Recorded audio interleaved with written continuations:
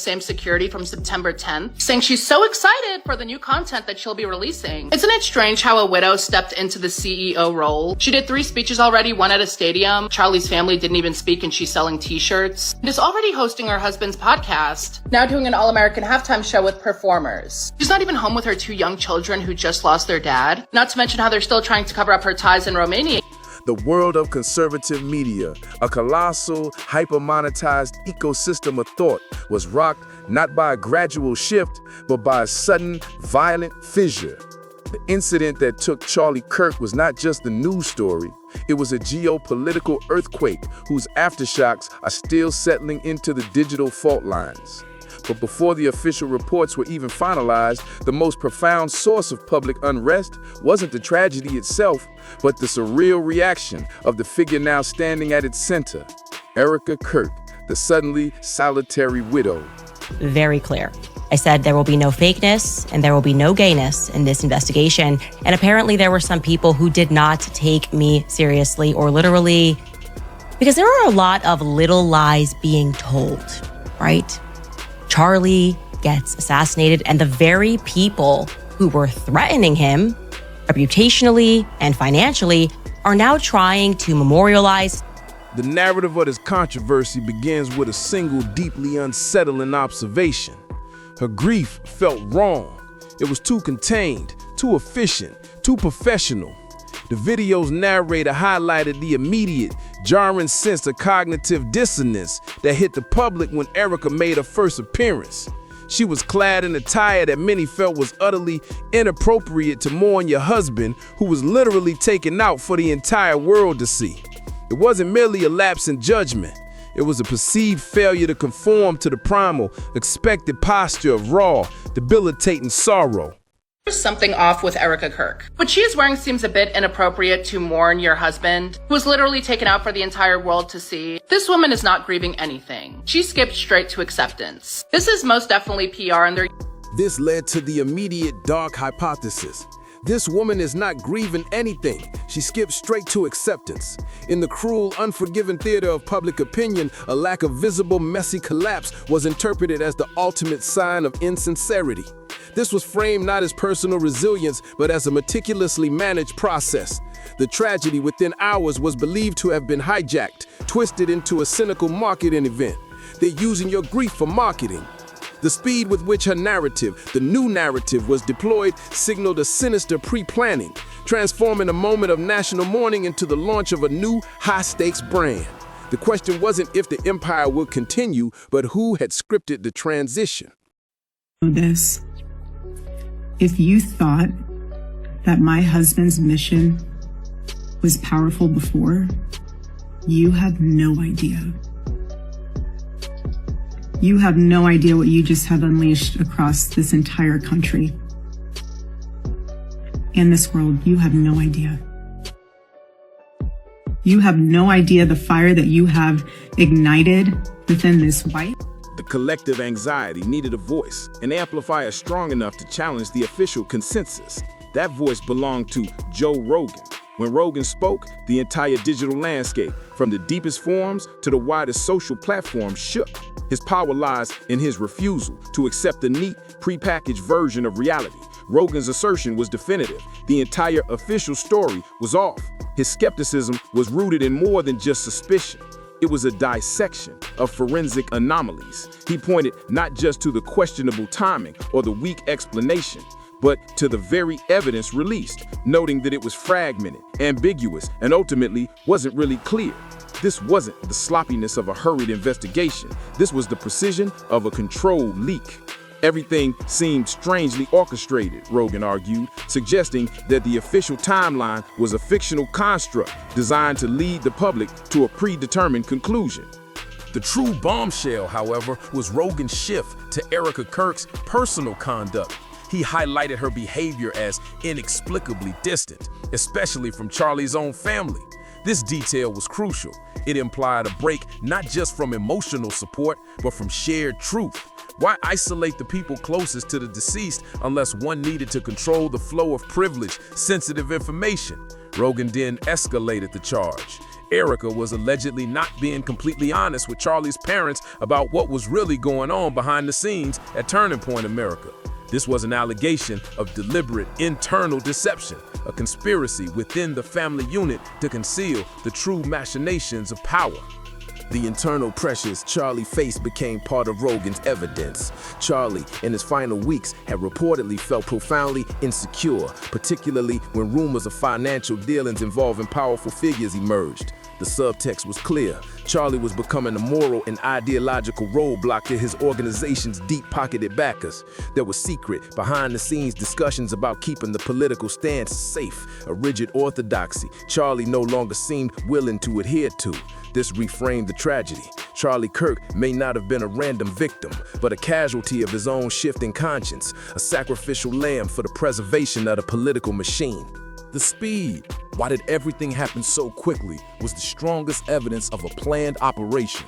The entire presentation of grief felt like a strategic move, utilizing a massive misinformation strategy to distract the public with ambiguity while the real transfer of power was solidified. In the fog of conspiracy, one person possessed the unique credibility to cut through the noise. Candace Owens, a former close confidant of Charlie Kirk and a powerful conservative voice in her own right. Owens was the quintessential insider turned insurgent. When she announced her own investigation, it came with a terrifying promise of unfiltered truth. Owens' core accusation was that Charlie was assassinated and that the very individuals who had been threatening him reputationally and financially are now trying to memorialize him. This betrayal, in her narrative, extended to a profound disrespect for the truth. The most explosive piece of evidence Owens claimed to have confirmed was the existence of a woman who was with the shooter in footage captured by nearby residential security systems. This single detail completely annihilated the official lone actor narrative. The subsequent question became a direct indictment of the justice system. Why the FBI has not yet released or even acknowledged that footage exists. To Owens, this was not incompetence. It was a willful cover-up, protecting the integrity of the manufactured story. She mounted a fierce defense of the alleged shooter, Tyler Robinson, claiming his family advised him to come forward not to confess guilt, but to protect him from a storm of crisis. She insisted on Robinson's innocence, positing that his so-called confession was either misinterpreted or even miscommunicated. Owens' goal was to shift the entire framework of the case. This story is not what people think it is. Her personal declaration became a rallying cry. If you thought that my husband's mission was powerful before, you have no idea. You have no idea the fire that you have ignited within this wife. This wasn't merely personal mourning. It was a pledge to dismantle the forces she believed that orchestrated her friend's demise and were now attempting to control his memory. Owens meticulously detailed the evidentiary vacuum. No clear photos, no specific video, and no convincing evidence tying Robinson to the incident. The only physical link was that the item involved was registered in his name, a tenuous connection at best, especially in the context of the alleged missing security footage. The sheer volume of unanswered questions, the lack of surveillance footage, witness testimony, or a transparent timeline left the public feeling they were being deliberately deprived of the puzzle's key pieces. With the official investigation under heavy scrutiny, the focus intensified on Erica Kirk's immediate public actions, which felt less like authentic sorrow and more like a carefully executed corporate debut. The controversy around her remarkable speech days after the incident became a case study in psychological suspicion. While the words were touching, the delivery was deemed too perfect, staged, rehearsed, and adjusted to perfection. Viewers noted that she seemed more like an actress reading a script than a woman sharing a gut-wrenching grief. This led to the hypothesis of the strategically placed figure. If Charlie had been at odds with powerful donors, aiming to soften the political message, perhaps Erica was the chosen successor whose primary function was to ensure Turning Point America remained on the desired, rigid ideological and financial path. This transformed their relationship from a conventional marriage into a sophisticated political arrangement, a scenario harder to explain than any simple tragic accident. The paper trail, leaks, texts, and legacy framing, the greatest evidence of a planned transition, emerged from alleged internal leaks that painted the picture of a cold, calculated corporate maneuver. Joe Rogan's analysis of Charlie's final mental state Feeling watched and bound by contracts was the prerequisite for the corporate takeover. The revelation that major donors allegedly pressured the board to hand over the reins to Erica Kirk almost immediately was the final piece of the puzzle. The astonishing speed. The man memorialized one day, his wife announced as the new leader days later, was deemed highly irregular. The viral clips from the memorial, showcasing Erica's confident, powerful gait and a fleeting, small smile, were scrutinized as signs of a performative event, a PR campaign, not a farewell. This suspicion exploded with the alleged leak of a video showing Erica rehearsing her speech. Why would a grieving person need a rehearsal? Is this a memorial or a strategy? Rogan's blunt assessment was that the loss had been turned into a media product. The most damning evidence came from a series of allegedly leaked text messages and emails that confirmed the strategy. 1. The donor mandate.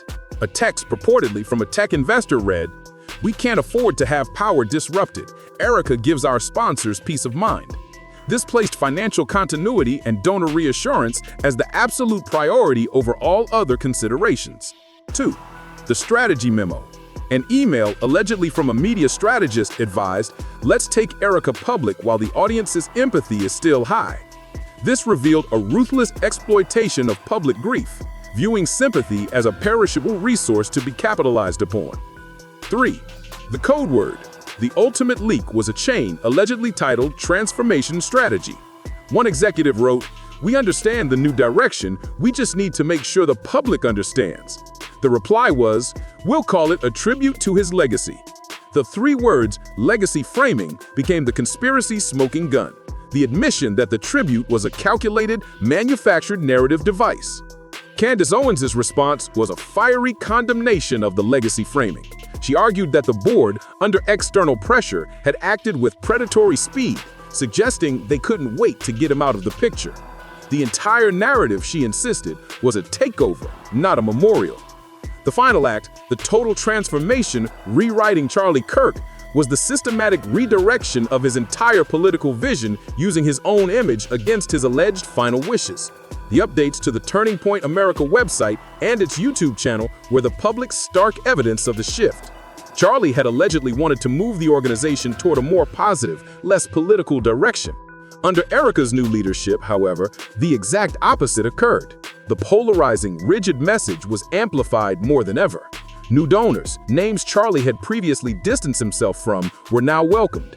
His old speeches were edited, repurposed, and framed in memorial videos, subtly changing the core meaning to align with the new direction.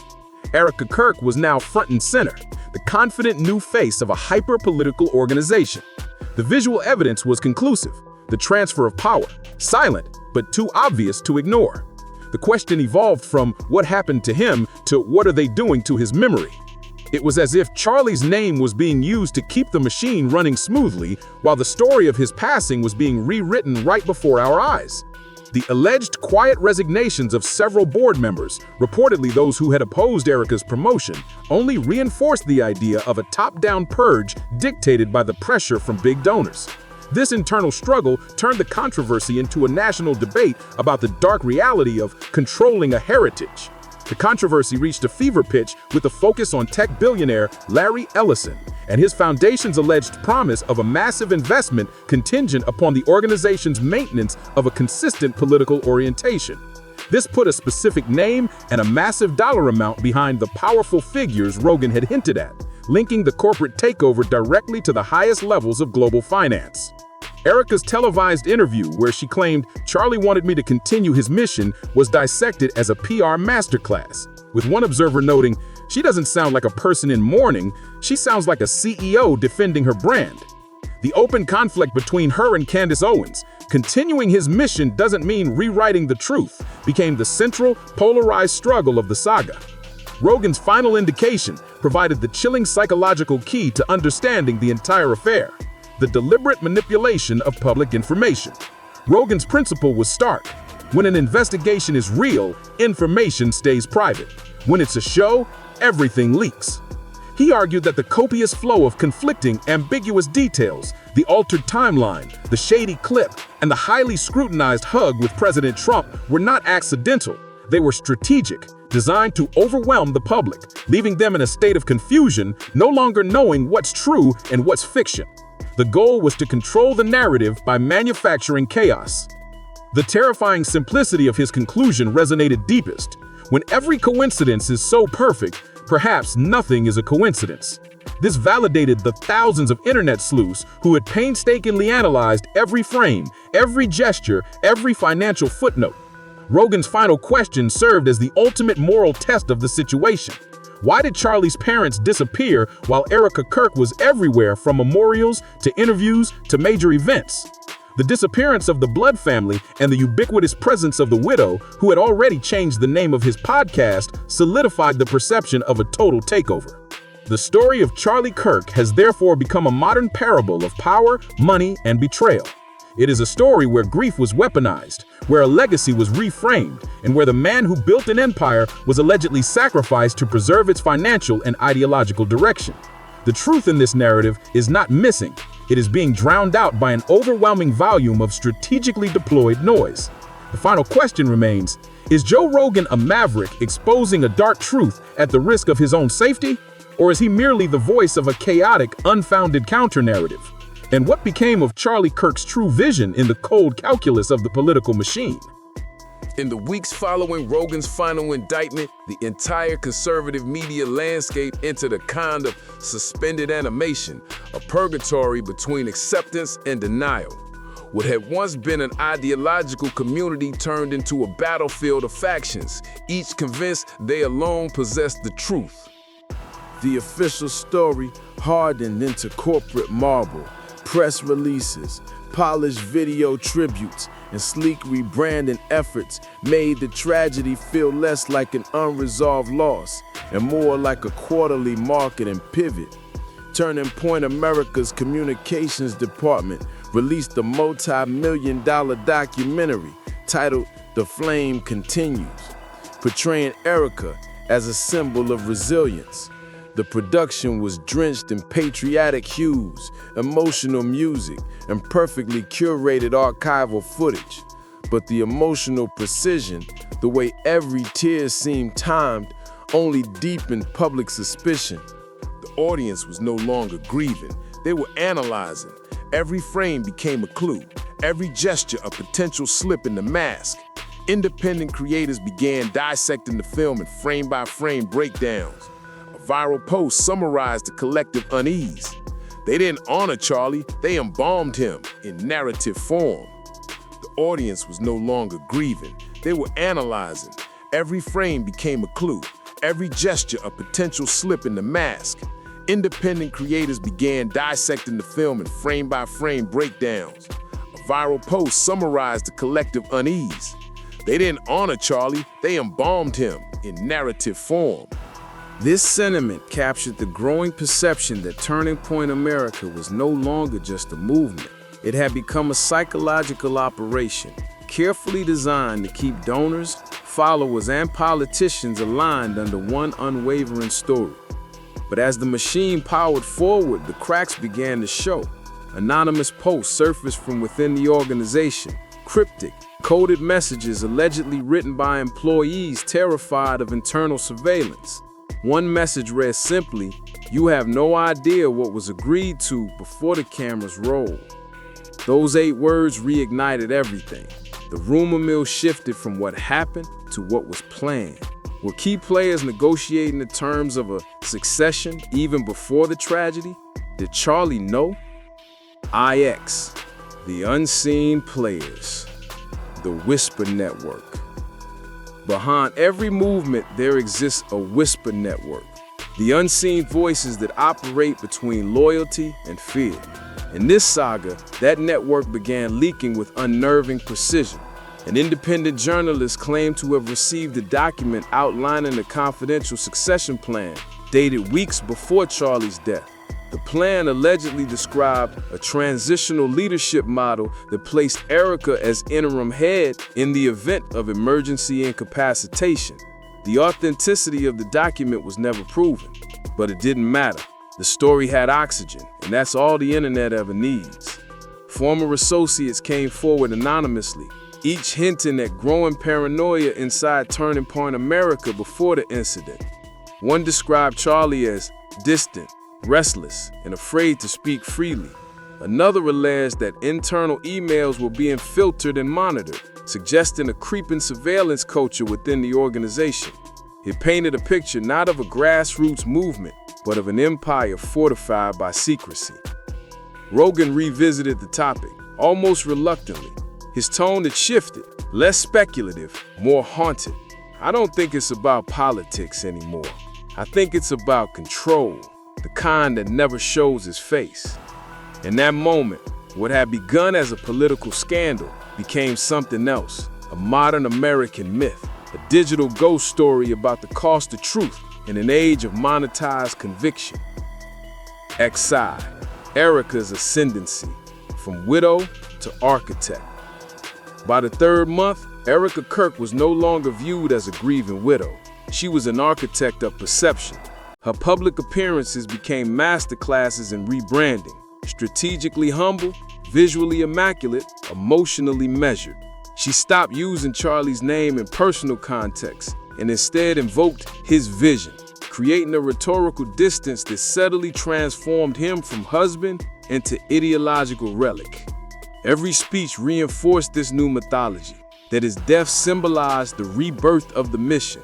What had once been a tragedy was now a marketing pivot, the sacrifice that proved the purity of the cause. Critics called it grief alchemy, the process of transmuting sorrow into strategic capital. In one viral clip, Erica said, "When you lose someone who stood for truth, the only way to honor them is to become what they stood for." But Rogan, Owens, and other dissenters countered with the chilling observation. What she stood for now was no longer what Charlie had believed in. New initiatives were launched, including a media division explicitly backed by defense contractors and tech billionaires. The mission had evolved from activism to militarization. For those who'd followed Charlie's original philosophy, this was the ultimate betrayal, a weaponization of his legacy.